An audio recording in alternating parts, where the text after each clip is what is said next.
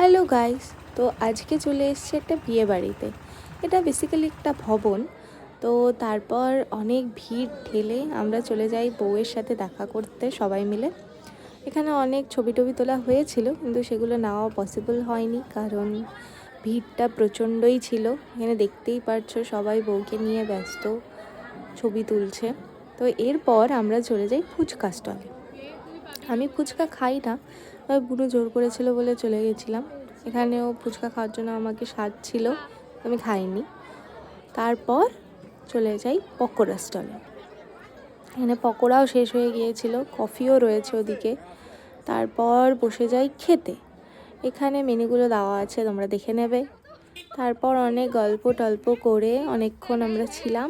থাকার পর আমরা বেশ রাত করে হেঁটে হেঁটে বাড়ি ফিরি। এখানে বুনু, আমি, ঠাম্মা সব